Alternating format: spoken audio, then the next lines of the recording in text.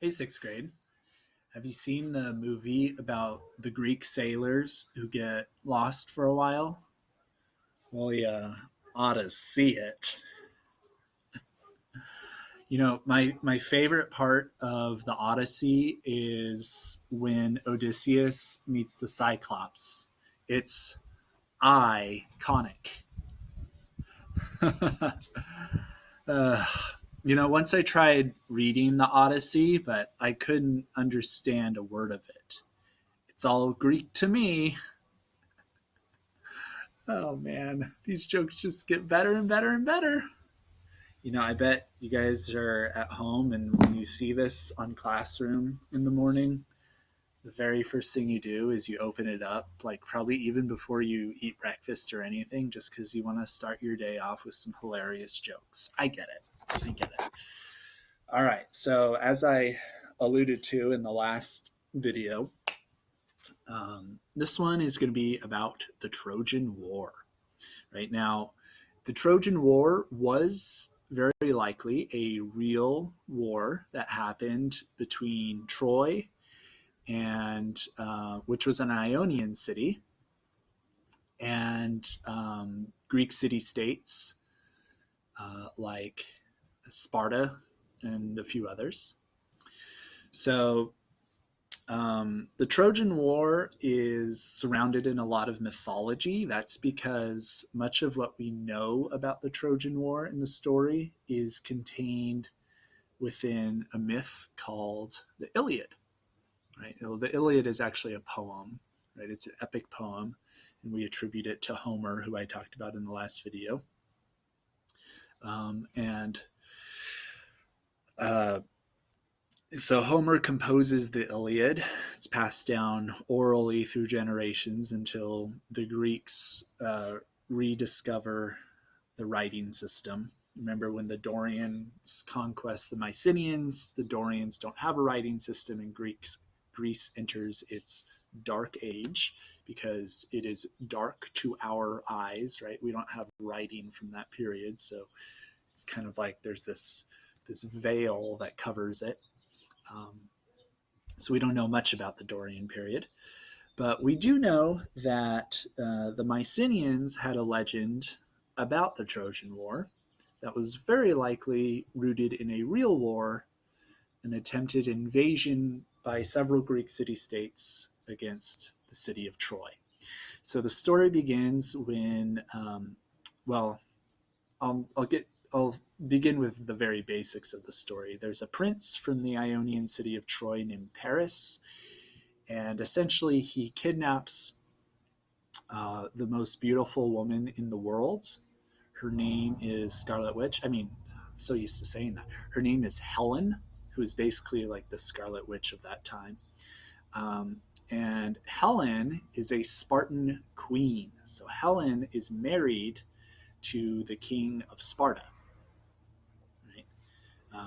Or an Ionian king, yeah. And when the Trojans refuse to return Helen to her husband, Agamemnon gets really, really angry. King Agamemnon gets so angry that he gets this huge army, and he wages this 10-year war against Troy. Right? Now, the Iliad has a lot of different characters in it, but the main hero character is this Mycenaean warrior named Achilles, who gives the Greeks, the Mycenaeans, a big advantage in the war against Troy because Achilles is basically immortal, right? He is a demigod. He's the son of a goddess and a human man, and according to the legend, he is completely immortal and indestructible except for his heel. His heel is vulnerable. And there's a reason behind that, but I'm not going to get into that. So, anyways, basically, Achilles is this indestructible warrior in the war. However, Achilles is not really interested in fighting in this war because he doesn't really like the Mycenaean leadership. He doesn't like the Greeks very much. He kind of feels bad for some of the Trojans, in fact. Um, but during one of the battles, Achilles' close friend is killed by a Trojan warrior named Hector. And Hector is a super powerful warrior. And this gets Achilles really, really mad. And so Achilles kills Hector, and then he goes on this like bloodthirsty rampage and kills a bunch of the Trojans. But then he kind of cools off after that. Um, Achilles, however, is killed by Paris. Right? Now, how could that happen? Well, according to the legend, Paris shoots a very lucky shot with an arrow. Right? He has a bow and arrow, and he's like kind of pointing it like wildly. Paris is not a good soldier at all, right? And Paris is like, oh, I don't know what I'm doing, and he's in the battle, right? And he just like shoots an arrow, and he has this really, really lucky shot with his arrow that hits Achilles in the heel, right? And getting shot in the heel mortally wounds Achilles and leads to his death. It makes Achilles vulnerable, and Achilles is killed because of it, right?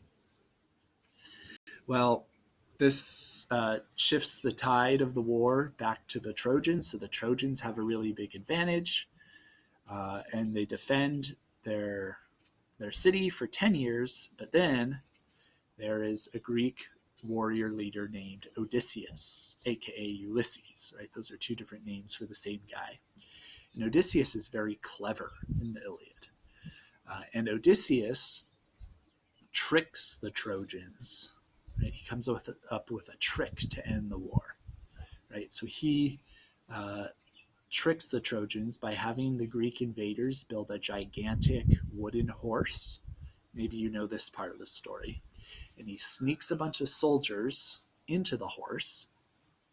And then the Greeks tell the Trojans that they're surrendering, and to show their surrender, they're going to give this horse as like a trophy to the Trojans.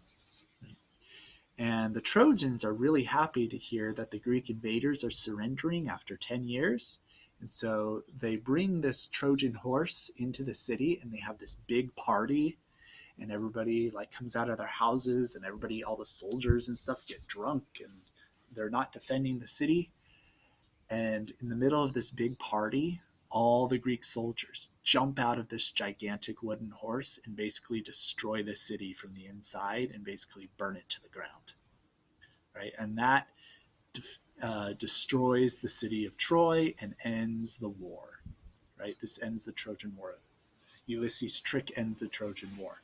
So Homer's first epic poem, the Iliad, is that story. And then Homer has another epic poem after that, like a sequel called the Odyssey, which is the story of Odysseus's struggle to get home. So Odysseus has been away from his wife and his kingdom for 10 years because he's been fighting this Trojan War for 10 years. It finally comes to an end, and Odysseus wants to go home. Well, Odysseus has a bit of a problem with pride, and Odysseus insults a lot of the Greek gods before he sails home. And he is punished for this by a lot of the gods and goddesses interfering with his journey home. And it actually takes 10 years for Odysseus to sail home. So Odysseus is gone from his home for 10 years because of the war, and then he's gone for another 10 years because it takes him 10 more years to get home. So together it takes him 20 years to get to his home. And then even when he gets to his home, things aren't very good, right? Because everyone assumed he was dead, and there's all these people who are trying to like marry his wife, and Odysseus isn't sure if his wife has been faithful to him, and everyone's really suspicious of Odysseus. They don't even recognize him, right? So Odysseus has to prove that he is who he says he is because he's been gone for 20 years and everyone thought he was dead, right? The reason that we're talking about these stories is because these stories are really important, not to understand history like the Trojan War, right? But to understand Greek values, right? Greeks valued honor, bravery, right? Being clever like Odysseus, being ambitious. But most importantly, the most important thing in these stories is the idea of family loyalty. And these values make up Greek identity. All right. So at first, these poems were passed down through generations orally, through an oral tradition. So people would memorize these stories and recite them for groups of listeners. Right. This is what one thing people would do for entertainment in ancient Greece. They'd listen to these poets like Homer recite these stories. Um, Eventually, though, when Greece gets its writing system back, these poems begin to be written down, and this is when Greece emerges from its dark age. Right? And then once these poems are written down, Homer's poems can be translated to other languages and spread to other cultures. Because of this, people have been reading Homer's poems for thousands of years. Right? In Greek mythology, uh, is also passed down. Right? Stories like this in Greek mythology are really entertaining to people all around the world. There's all kinds of movies and TV shows and books about this sort of thing. So people are really interested in that.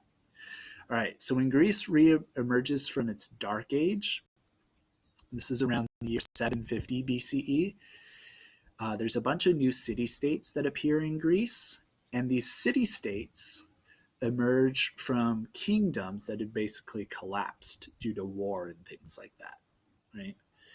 Now, an important thing to know about Greek city-states is they are not kingdoms because they don't have kings.